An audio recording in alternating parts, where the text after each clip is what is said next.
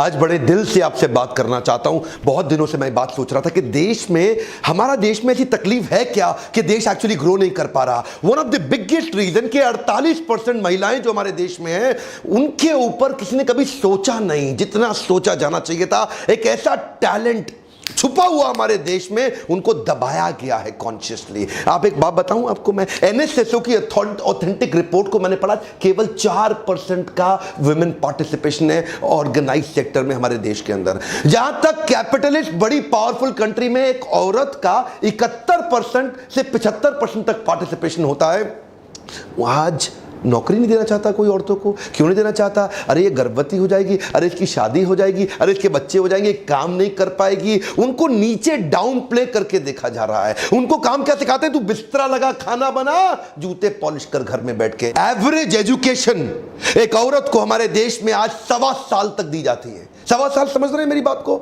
Nursery में पढ़ना शुरू किया, केजी के बीच में छोड़ दिया है क्या? बिल्कुल 1.25 साल एवरेज एजुकेशन है। 2011 का सेंसस रिपोर्ट, ऑथेंटिक डेटा, 1.25 साल आज एजुकेशन दी जा रही है एक औरत को हमारे देश के अंदर। नर्सरी में पढ़ना शुरू करो, केजी में पढ़ाई खत्म।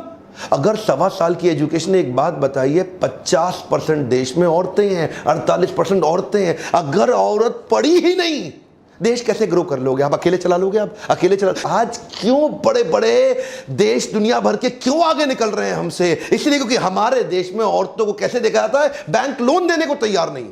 बैंक कहता है अरे लोन नहीं चुका पाएगी, है ये तो लोन नहीं चुका पाएगी। अच्छा, कुछ गिनी चुनी दबी कुचली औरतें उठ करके खड़ी होती हैं एंटरप्रेन्योरशिप के लिए, तो उसके बाद क्या मिडिल मैन आता है बीच में। क्योंकि हमारे देश में ना औरतें हर जगह जा नहीं सकती, हर चीज में औरत घुस नहीं पाती है, क्योंकि उसको फिर ऐसे नजर से ये क्या कर रही है, ये क्या कर रही है। किसी काम के सिलसिले में अगर बाहर जाके होटल में अकेला कमरा लेना पड़ जाए तो उसको ऐसे दिखा जाता है, होटल में अकेली रह रही, क्या चक्कर। आज आप कितनी जगह पे उनको दबाया जा रहा है। उनको अगर आप किसी कोई कमर्शियल प्रॉपर्टी लेना चाहे रेंट के ऊपर, तो उनको देना नहीं चाहता कोई रेंट पे। अरे पता नहीं किराया दे पाएगी नहीं दे पाएगी।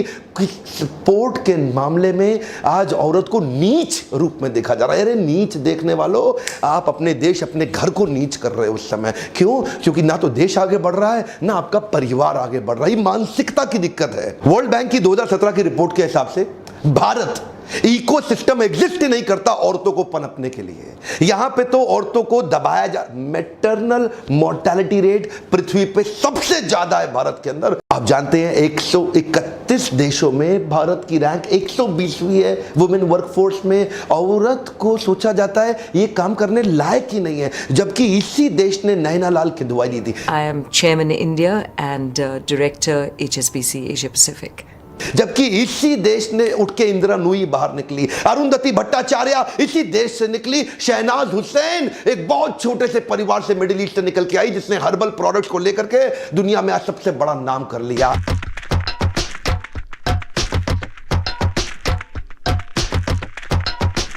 इसी देश की लड़की है कल्पना सरोज।